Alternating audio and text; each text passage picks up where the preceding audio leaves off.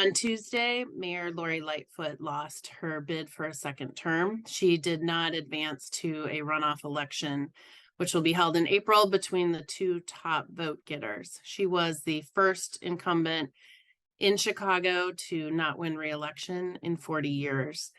The two candidates who advanced to the runoff are Paul Vallas, he used to be in charge of Chicago Public Schools, and Brandon Johnson, who is a former teacher endorsed by the Chicago Teachers Union. They will meet on April 4th to decide who will be Chicago's next mayor. It's very unusual for incumbent mayors to not at least advance through the first round of voting.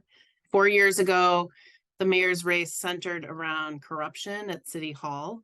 That was the main issue on voters' minds. People really wanted an outsider to come in, clean up how business was done in the city. And Lightfoot was that person. She had never held political office before. She really ran as someone who was going to change life at City Hall. Then the pandemic hit. There were protests over racial injustice. Lightfoot really tangled with the teachers union. There was an 11-day teacher strike.